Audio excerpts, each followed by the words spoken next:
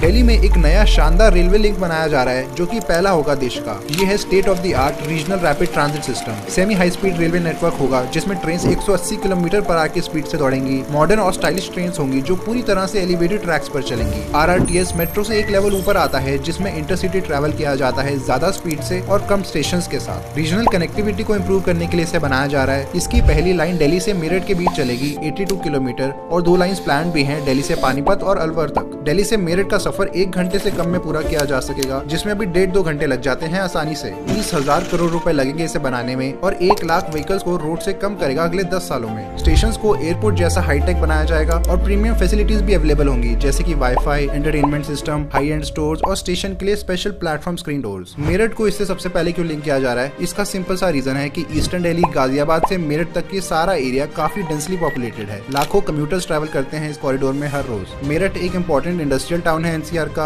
Handloom industry काफी popular है इधर की। अभी तक यहाँ आने जाने के सिर्फ 2 मेन तरीके थे। पहला था ये 4 लेन हाईवे NH34 और दूसरा ये railway line. Highway peak times में कंजेस्टेड रहता है और दिल्ली के बॉर्डर के बाहर ही खत्म हो जाता है और रेलवे लाइंस में मल्टीपल ट्रेन चलती हैं दिन में, मगर वो भी बेस्ट कंडीशन में नहीं होती। इन दोनों से ट्रैवल करने में 1.5-2 घंटे लग जाते हैं। इसी कॉरिडोर को इम्प्रूव करने के लिए NHAI ने एक नया एक्सप्रेसवे भी बनाया दिल्ली से मेरठ तक जिसे 2021 में खोला गया। ये गेम चेंजर था रीजन के लिए। आधा घंटा कम हो गया इससे ट्रैवल करने में, अब 1-1.25 घंटा ही लगता है मैक्सिमम। एक्सप्रेसवे तो अच्छा हो गया मगर जो लोग प्राइवेट व्हीकल्स अफोर्ड नहीं कर सकते वो अभी भी पुराने तरीके से ही ट्रैवल करते हैं। उनके लिए कोई दूसरा सोल्यूशन ढूंढने की जरूरत पड़ी। जहां एंट्री हुई RRTS की जो कि रीजनल ट्रांसपोर्टेशन को रेवोल्यूशनाइज कर देगा इंडिया में। दिल्ली NCR में सक्सेसफुल इंप्लीमेंटेशन के बाद इसको दूसरी सारी मेजर सिटीज और मेट्रोपॉलिटन एरियाज में बनाने का गेट भी खुल जाएगा जैसे कि दिल्ली मेट्रो के साथ हुआ था। ये दिल्ली में सराय काले खां से शुरू होगा हजरत निजामुद्दीन रेलवे स्टेशन के पास। दिल्ली मेट्रो पिंक लाइन और ISBT से भी इसे यहाँ लिंक किया जाएगा। आगे यमुना क्रॉस करके न्यू अशोक नगर में मेट्रो की ब्लू लाइन से कनेक्ट होगा। ऐसे ही एलिवेटेड ट्रैक्स पर चलेगा आनंद विहार से थोड़ा पहले तक जहां ये अंडरग्राउंड चला जाएगा थोड़ी देर के लिए। आनंद विहार स्टेशन में मेट्रो की पिंक और ब्लू लाइन के साथ और रेलवे स्टेशन और ISBT से भी कनेक्ट होगा एक major multi modal hub Delhi का। फिर ऐसे टर्न लेके इस रोड के साथ चलेगा यहाँ से एलिवेटेड स्ट्रेच फिर शुरू हो जाएगा। सीधा चलेगा आगे और साहिबाबाद स्टेशन बनेगा इधर। राइट लेके रेलवे लाइन के पैरेलल चलेगा फिर गाजियाबाद स्टेशन बनेगा इधर। इसकी हाइट सबसे ऊंची इधर होगी मेट्रो के भी ऊपर से। प्लेटफॉर्म की हाइट 24 मीटर होगी जमीन से और मेट्रो की रेड लाइन से भी कनेक्ट होगा। आगे NH34 के ऊपर चलेगा मेरठ तक। बीच में गुलधर, दुहाई, मुरादनगर और मोदी नगर में भी स्टेशन बनाए जाएंगे। मेरठ साउथ स्टेशन से ये ट्रैक्स मल्टीपर्पज हो जाएंगे क्योंकि यहाँ मेरठ मेट्रो भी चलेगी इन्हीं के ऊपर। मेरठ में ज्यादा स्टेशन बनाए जाएंगे जिसमें मेट्रो तो रुकेगी मगर RRTS कुछ स्टेशन में ही रुकेगी जैसे कि शताब्दी नगर, बेगमपुल और मोदीपुरम। सेंट्रल मेरठ का इतना सेक्शन अंडरग्राउंड होगा और मेन स्टेशन होगा बेगमपुल। ये होगा पूरा रूट 82 किलोमीटर लंबा। इसमें से 70 किलोमीटर एलिवेटेड और 12 किलोमीटर अंडरग्राउंड होंगे। टोटल 22 स्टेशन होंगे मगर RRTS सिर्फ 14 स्टेशन पे रुकेगी और मेरठ मेट्रो 12 स्टेशन पर। जिन 4 स्टेशन में दोनों रुकेंगी उनमें 3 या 4 प्लेटफॉर्म्स होंगे, 2 डिपोज और एक स्टेबलिंग यार्ड भी बनेगा। इसका 17 किलोमीटर का ये एक प्रायोरिटी कॉरिडोर पहले खुल जाएगा जो कि साहिबाबाद से दुहाई तक जाएगा। इसके ट्रायल्स भी चल रहे हैं अभी। पूरा रूट 2025 में खुलने की उम्मीद है। RRTS के 2 और रूट्स की कंस्ट्रक्शन भी शुरू हो गई है। पहला होगा 103 किलोमीटर लंबा पानीपत तक। इसमें 16 स्टेशन होंगे और बीच में कुंडली, सोनीपत और समालखा से होते हुए जाएगा। 21,600 करोड़ रुपए लगेंगे इसमें। दूसरा रूट 164 किलोमीटर का होगा अलवर तक। 18 स्टेशन के साथ ये गुड़गांव, मानेसर, रेवाड़ी और SNB से होते हुए जाएगा। लगभग 37,000 करोड़ रुपए की कॉस्ट आएगी। इसके एक ब्रांच लाइन बनाने का भी प्लान है जो सीधा सोता नाला तक जाएगी। NCR में कनेक्टिविटी काफी इंप्रूव हो जाएगी इन लाइंस के खुलने के बाद। Semi high speed train 180 kilometre per hour से चलेंगी, मेट्रो से 3 गुना तेज। दिल्ली से मेरठ का डिस्टेंस 1 घंटे के अंदर पूरा हो जाएगा, बाकी मोड से आधा टाइम। 5 मिनट की पीक फ्रीक्वेंसी रखी जाएगी जो कि बसेस और रेलवे से ज्यादा है। मॉडर्न अर्गोनॉमिकली डिजाइन ट्रेन होंगी एरोडायनामिक शेप के साथ। अंदर 2x2 ट्रांसवर्स सीटिंग अरेंजमेंट्स होंगे एयरपोर्ट एक्सप्रेस लाइन जैसे। 30,274 करोड़ रुपए में बनाई जा रही है दिल्ली मेरठ लाइन जिसमें Asian Development Bank, New Development Bank और Asian Infrastructure Investment Bank loan provide कर रहे हैं। एक special purpose vehicle National Capital Region Transport Corporation NCRTC इसको बनवाने का काम कर रही है। ये एक जॉइंट वेंचर है गवर्नमेंट ऑफ इंडिया,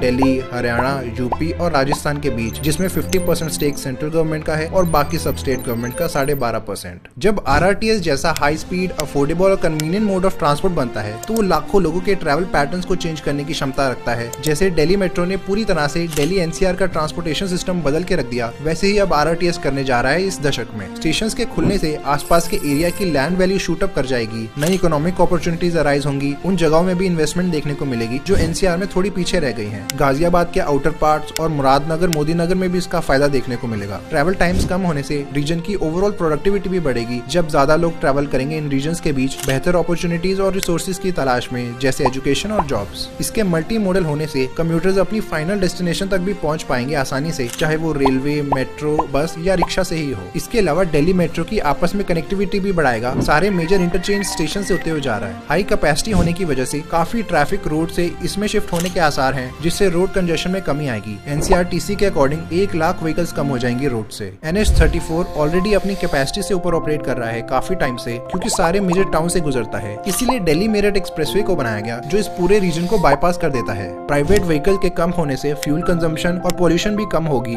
ये स्पेशली इंपॉर्टेंट है दिल्ली NCR के लिए, जिसकी सारी सिटीज का नाम दुनिया की सबसे पॉल्यूटेड सिटीज की लिस्ट में आता रहता है बार बार। और क्योंकि RRTS फुली इलेक्ट्रिक है, तो इसलिए हर साल 2.5 lakh ton carbon dioxide emissions कम होंगे NCRTC के माने तो। नए टाइप के बैलेस्टलेस ट्रैक्स भी यूज हो रहे हैं, जिसमें तेज स्पीड में भी राइडिंग कंफर्ट मिलेगा। स्टैंडर्ड गेज ट्रैक्स इस्तेमाल होंगे, जो कि कॉमन है इंडियन मेट्रोज में। रोलिंग स्टॉक भी स्पेशली डिजाइन किया गया है लेटेस्ट टेक्नोलॉजीज के साथ। लेटेस्ट सिग्नलिंग और कंट्रोल सिस्टम के अलावा इसमें हाई एक्सेलरेशन और डिसेलरेशन की कैपेबिलिटी भी होगी। ओवरहेड ट्रैक्शन की मदद से 25 किलोवोल्ट AC करंट पर चलेंगी ट्रेन। रोलिंग स्टॉक बनाने की रिस्पॉन्सिबिलिटी एक फ्रेंच मल्टीनेशनल कंपनी एल्स्टम को दी गई है। उनका मैन्युफैक्चरिंग प्लांट है गुजरात में, जहां 210 कोचेस बनाए जा रहे हैं इसके लिए। इसमें 30 RRTS ट्रेन सेट्स होंगे 6 कोचेस के, और 10 मेरठ मेट्रो की ट्रेन होंगी 3 कोचेस के साथ। 2,500 करोड़ का एग्रीमेंट हुआ है एल्स्टम के साथ, जिसमें 15 साल की मेंटेनेंस भी शामिल है। RRTS की एक ट्रेन में 1500 से 1700 पैसेंजर्स ट्रैवल कर पाएंगे एक साथ। फ्यूचर में कोचेस को बढ़ाकर 9 भी किया जा सकता है राइडरशिप के हिसाब से।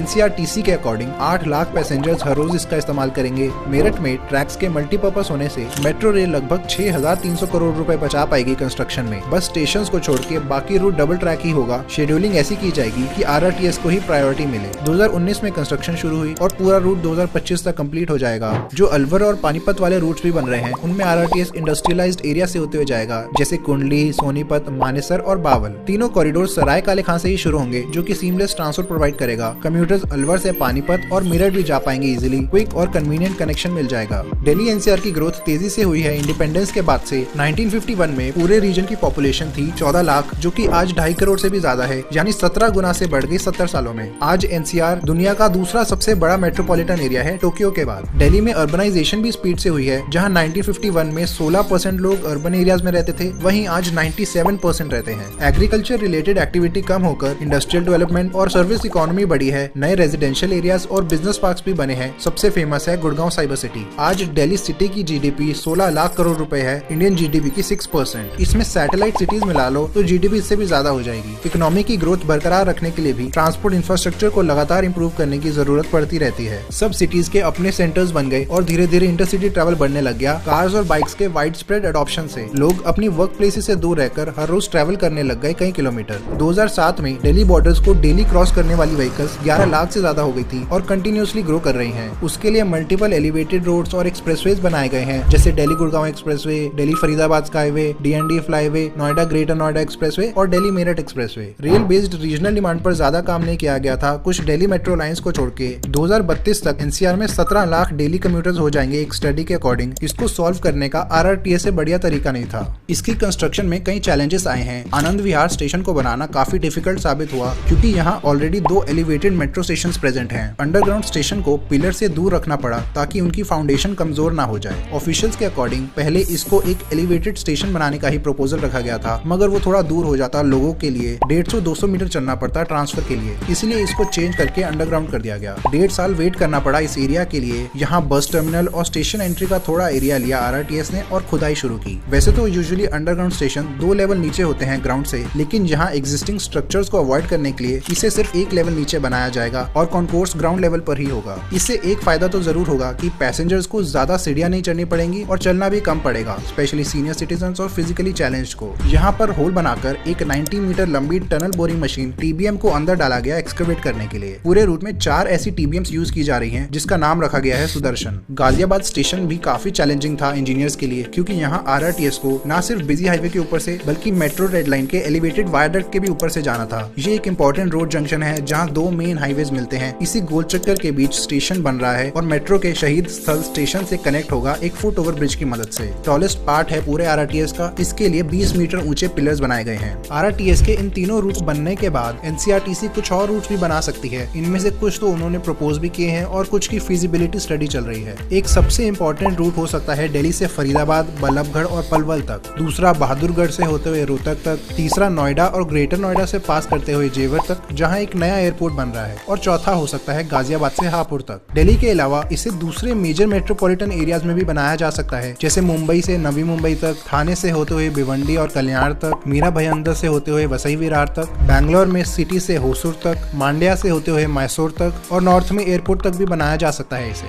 ये दोनों सिटीज तो सिर्फ सजेशंस थी, मगर हैदराबाद में इस पर काफी इंटरेस्ट भी दिखाया है। तेलंगाना गवर्नमेंट के कुछ ऑफिशियल्स ने दिल्ली आके एनसीआरटीसी के मॉडल को स्टडी भी किया। 2 रूट्स प्रपोज किए हैं इन्होंने, हैदराबाद से वारंगल और विजयवाड़ा तक। लेकिन ये एक मेट्रोपॉलिटन एरिया का पार्ट नहीं है। रूट्स की लेंथ 150 और 270 किलोमीटर की होगी, तो ये इंटरसिटी कम्यूटर रेल ही मानी जाएंगी, हाई स्पीड वाली। केरला और ओडिशा ने भी थोड़ा इंटरेस्ट दिखाया है। देखा जाए तो हर major metro area overburden train और सबर्बन रेल से जूझ रहा है। RRTSE एक बेस्ट सॉल्यूशन प्रोवाइड करता है इन सिचुएशंस में। यही इश्यूज पहले दुनिया की दूसरी सिटीज भी फेस कर रही थी, जैसे कि पेरिस। तो उन्होंने एक अनकन्वेंशनल रेल लाइन बनाई 1977 में, जिसको नाम दिया RER, क्रूसो एक्सप्रेस रीजनल। इसका एग्जैक्ट ट्रांसलेशन है रीजनल एक्सप्रेस नेटवर्क, और ये दुनिया की पहली रैपिड रीजनल ट्रांजिट बन गई। इसमें उन्होंने मेट्रो और कम्यूटर रेल के फीचर्स का एक हाइब्रिड बना दिया, जिसमें ये सिटी सेंटर में तो एक एक्सप्रेस मेट्रो की तरह काम करेगी और सिटी के बाहर इंटरसिटी ट्रेन की तरह, लेकिन ज्यादा स्टेशंस के साथ। आज इसमें 5 ऑपरेशनल लाइंस हैं, A, B, C, D और E, जिनकी मल्टीपल ब्रांचेस फैली हुई हैं हर जगह। सिटी के साथ ही पूरे रीजन को आपस में कनेक्ट करती है। 587 किलोमीटर की टोटल लेंथ और 190 करोड़ पैसेंजर्स को कैरी करती है हर साल। ये सिस्टम इतना सक्सेसफुल हुआ कि दूसरी कंट्रीज ने भी इसे अपनाना शुरू कर दिया, जैसे लंदन में क्रॉस रेल जो पिछले साल ही खुली है। ऐसी और वीडियोस देखने के लिए सब्सक्राइब करें। धन्यवाद।